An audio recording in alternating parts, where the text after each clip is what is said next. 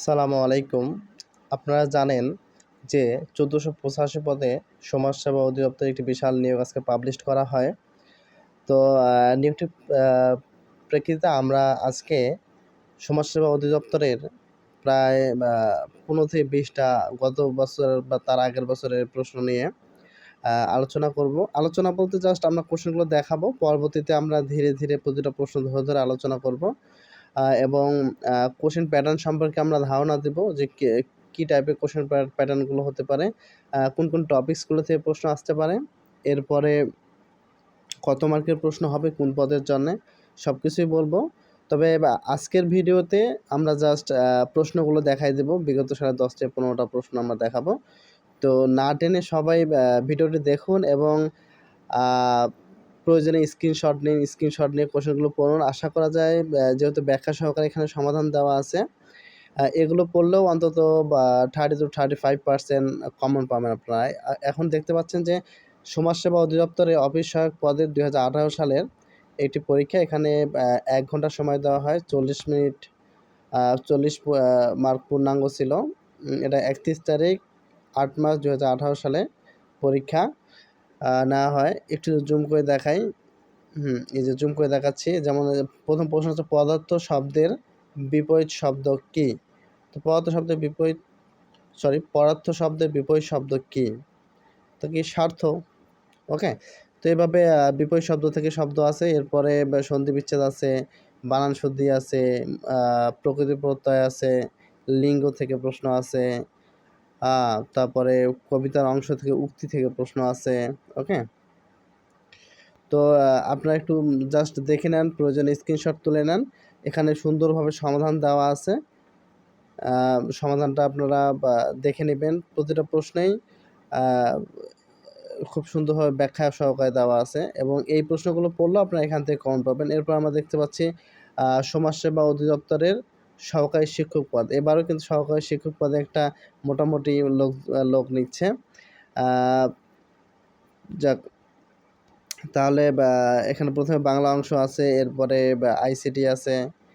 আ আপনারা একটু দেখে নেন। ব্যাখ্যা সহকারে স্ক্রিনশট দিয়ে নেন অথবা ভিডিওটা পজ করে, করে আপনি যখন পড়বেন, ভিডিওটা পজ করে, করে ইয়ে করবেন। আর সবথেকে মজার ব্যাপার হচ্ছে কি, আপনারা যদি খেয়াল করেন প্রশ্নের নিচের অংশে কিন্তু উত্তরগুলো দেওয়া আছে। একদম নিচের অংশে। যার ফলে আপনারা চাইলে ওটুকু ঢেকে নিজে, নিজে আপনি প্র্যাকটিক্যালি এমনিতে পরীক্ষাও দিতে পারেন। যেটা আপনার মোটামুটি অনেক উপকারে আসবে আশা করে। আ দেন আবার আছে সমাজসেবা অধিদপ্তরের সহকারী শিক্ষক ২০১৭। এর আগে ২০১৭ সালে মানে ২ টা পরীক্ষা হয়। হ্যাঁ? ওটাই সমাধান দেওয়া আছে এখানে। দেখে নেন মূলত ৭০ মার্কের পরীক্ষা হয়েছিল।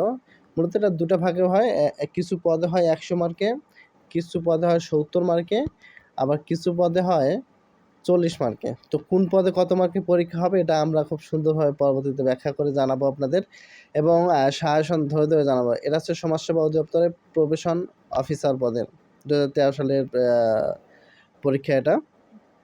আপনারা দেখে নেন, খুব উপকারে আসবে। ঠিক আছে? মানে কোশ্চেনগুলো আহামরি কঠিন না। ঠিক আছে? কিন্তু দেখে নিলে আপনারা বুঝতে পারবেন, মানে আপনাদের টপিকস নির্ধারণে সুবিধা হবে যে কোন, কোন টপিকসগুলো থেকে প্রশ্ন আসতেছে। ওকে? তো বরাবর দেখা যায় যে একই, একই টপিকস থেকে প্রশ্ন আসে। আপনারা একটু দেখে নেন। আমি প্রতিটা পৃষ্ঠা একটু স্থির করে আ তুলে ধরার চেষ্টা করতেছি। এরপর আছে সমাজসেবা অধিদপ্তরের অফিসার পদ ২০১০ সালের এটাই প্রশ্ন। ওকে? একটু দেখে নেন ভালো করে আপনারা। প্রয়োজনে ফুল স্ক্রিন করে নেবেন, তাহলে আপনাদের জন্য আরও সুবিধা হবে।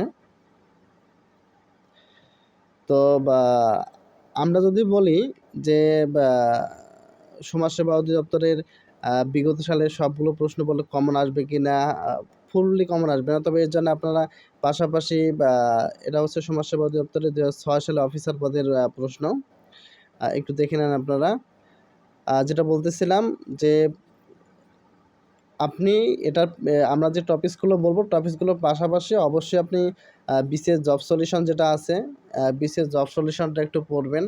১ম এ আপনাকে এই কোশ্চেনগুলো, আমি যে কোশ্চেনগুলো দেখাচ্ছি, এই কোশ্চেনগুলো আপনাকে সমাধান করতে হবে।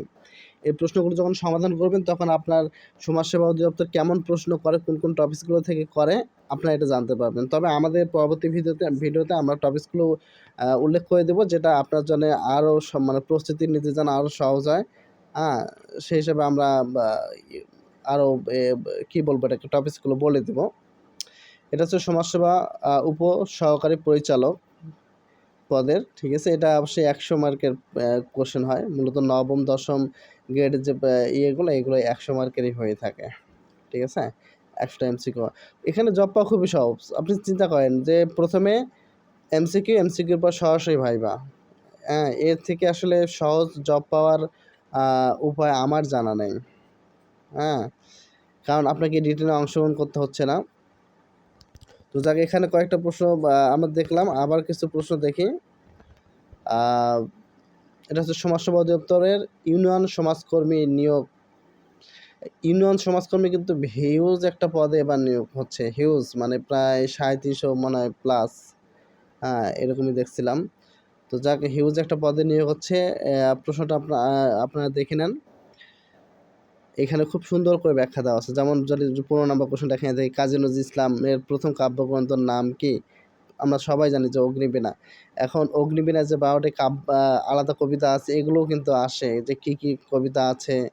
যেমন অনেক সময় আসে এরকম যে প্রণয় উল্লাস বা বিদ্রোহী, এই কবিতাগুলো বা কোন কাব্যগ্রন্থ থেকে সংগৃহীত হয়, ঠিক আছে। তখন মূলত এই জিনিসগুলো জানতে হয়, ব্যাখ্যাগুলো জানতে হয়। ওকে, তো যাক, অন্নদামঙ্গল কাব্য কোন যুগের কাব্য? খুব সুন্দরভাবে সবগুলো ব্যাখ্যা দেওয়া আছে, আপনারা ব্যাখ্যা সহকারে পড়ে নেবেন। আমি মনে একটু স্পিডে মনে টেনে ফেললাম। আচ্ছা, আরেকবার দেখাই প্রথম থেকে এটাতে। ওকে, যুক্ত বর্ণ থেকে আমরা দেখতেছি প্রশ্ন আছে। সাহিত্য থেকে মোটামুটি ভালো আছে। এরপরে উক্তি থেকে প্রশ্ন আসতে দেখা যাচ্ছে। এরপরে বাংলা টু ইংলিশ থেকে প্রশ্ন আসতেছে। ইংরেজি সাহিত্য থেকে 2-1টা কোশ্চেন দেখা যাচ্ছে। সিঙ্গুলার প্লুরাল নাম্বার থেকে কোশ্চেন আসতে দেখা যায়। পার্টস অফ স্পিচ থেকে আসছে। এরপরে দ্বীপপুঞ্জ থেকে আসছে। আচ্ছা, পার্লামেন্ট থেকে প্রশ্ন আসছে। আচ্ছা, মোটামুটি সহজ শতকরা থেকে প্রশ্ন আছে। কি বিশ্বযুদ্ধ থেকে প্রশ্ন আছে। যাক, সবগুলো আপনারা একটা পঞ্চ করবেন অথবা স্ক্রিনশট নিয়ে প্রশ্নগুলো সমাধান করবেন। এরপরে আবার সমাজসেবা অধিদপ্তরের প্রবেশন অফিসার 2013 এর প্রশ্ন। এটা একটু দেখে নেবেন। আমি জাস্ট স্ক্রল করে যাচ্ছি। তো সকলের সুবিধার্থে আমি প্রশ্নগুলো দেখাচ্ছি। আমরা পরবর্তীতে সুন্দরভাবে ব্যাখ্যা দেবো। আপনারা এর জন্য আমাদের চ্যানেলটা অবশ্যই সাবস্ক্রাইব করবেন। সাবস্ক্রাইব করলে আপনারা পরবর্তী ভিডিও পাবেন, সাজেশন সহকারে পাবেন যে কোন কোন সাজেশনগুলো পড়তে হবে। এরপর আমরা দেখতে পাচ্ছি সমাজ কল্যাণ মন্ত্রণালয়ের সমাজসেবা অধিদপ্তরের সমাজ সেবা অফিসার 2010 সালের প্রশ্ন। এটা কেমন? এটাও দেখো অনেক সুন্দর করে ব্যাখ্যা দেওয়া আছে। এই ব্যাখ্যাগুলো কিন্তু আমাদের অবশ্যই পড়তে হবে। ব্যাখ্যাগুলো পড়লে মোটামুটি এখান থেকেও ভালোই একটা কমন আশা করা যায়। কেমন? যাদের পড়াশোনার টাইম নাই, দেখা যাচ্ছে যে জব করেন, জবের পাশাপাশি প্রিপারেশন নিচ্ছেন, অথবা টিউশনি করেন, টিউশনের পাশাপাশি প্রিপারেশন নিচ্ছেন, তারা এই ভিডিওটা অবশ্যই ডাউনলোড করে রাখতে পারেন অথবা সেভ করে রাখতে পারেন, ঠিক আছে। আপনার সেভ করে রাখলেও দেখা যাবে যে অনেক কাজে দিবে।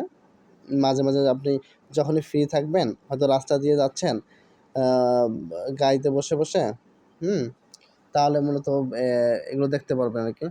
তো এই ছিল আজকের ভিডিও। আমরা ভিডিওটা আর লম্বা না করে আমরা আরও পিডিএফ নিয়ে আপনাদের সামনে আসব, আর এরপরে প্রশ্ন প্যাটার্ন নিয়ে আমরা আলোচনা করব। তো সকলকে ধন্যবাদ জানিয়ে শেষ করছি। আপনাদের জীবনের লক্ষ্য পূর্ণ হোক সে কামনাই করি। আসসালামু আলাইকুম ওয়া রাহমাতুল্লাহ।